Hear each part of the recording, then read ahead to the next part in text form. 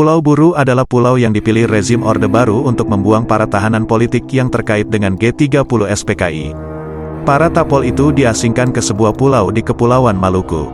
Dilepas untuk membuka lahan dan hutan sendiri, tanpa bantuan alat. Pramudia Anantatur dalam bukunya berjudul Nyanyi Sunyi Seorang Bisu bercerita kisahnya selama ia jadi salah satu tapol. Buku yang dibuat hingga 2 jilid ini sejatinya berupa memoar pengalaman pribadi milik Pram. Jilid 1 berisi cerita pengalaman Pram, sedangkan jilid berikutnya berisi persuratan Pram kepada 3 anaknya. Makalah Konferensi Sejarah Nasional bertajuk 7 buku memoar tentang Pulau Buru oleh Depekator Zefri Alkatiri dari Fakultas Ilmu Pengetahuan Budaya Universitas Indonesia menyebutkan, beberapa tapol lain juga memberikan catatan pribadinya kepada Pram. Pulau Buru mulai baru ditempati oleh tapol PKI sejak tahun 1969. Mulanya, tapol itu dipenjara di Pulau Nusa Kambangan. Namun, kemudian dipindahkan sebab ribuan tapol tak dapat tertampung. Akhirnya, mereka dipindahkan ke Pulau Buru. Agustus tahun itu, tepatnya hari ulang tahun kemerdekaan Indonesia, jadi gelombang pertama pembuangan tapol PKI. Pikiran Pram kala itu, kehidupannya di Pulau Buru akan lebih baik dibanding ketika di penjara sebelumnya. Penjara yang sempit. Alasan lain, pembuangan ini juga didasari oleh program pemerintah, yakni Keputusan Presiden Soeharto Nomor 16 Tahun 1969. Isinya membentuk Komando Operasi Pemulihan Keamanan dan Ketertiban atau Kopkamtib yang bertugas memulihkan keamanan dan ketertiban akibat pemberontakan G30 SPKI. Selain itu, juga mengamankan kewibawaan pemerintah demi kelangsungan hidup berlandaskan Pancasila dan UUD 45. Buku Hesri Setiawan menuliskan, tapol golongan B mendominasi Pulau Buru. Jumlahnya mencapai 12.000 orang. Mereka adalah yang dianggap terlibat, tetapi tak secara langsung. Istilahnya, hanya sebagai kader.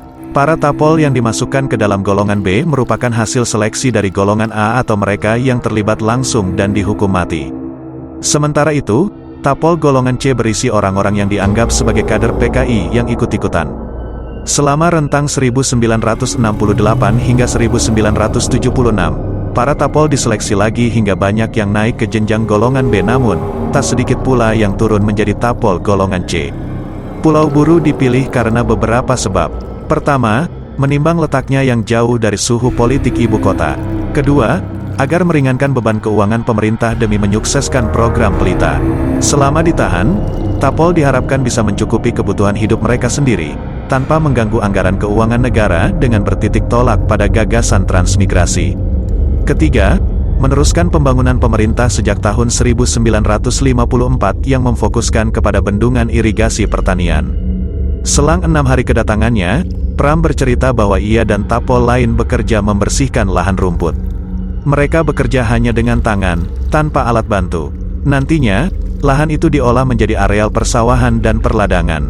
Mereka semua bekerja sama, hingga terbentuklah areal persawahan sebagai bekal hidup di sana.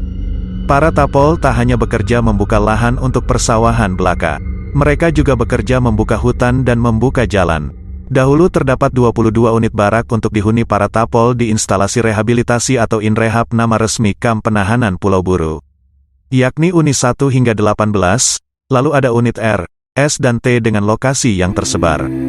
Terdapat unit khusus untuk mengisolasi tahanan yang membangkang. Setiap unit diisi sekitar 500 tahanan. Pram menilai Pulau Buru tak layak untuk dihuni. Tak ada hasil hutan yang dapat dimakan.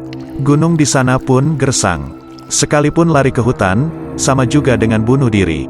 Tapol akan mati kelaparan atau malah mati diterkam binatang buas. Sedangkan bila berniat mencari perlindungan kepada penduduk asli, akan mudah diketahui. Sebab garis wajah para tapol tampak berbeda dengan penduduk asli. Beralih ke perairan, laut di sekitar Pulau Buru sangat ganas.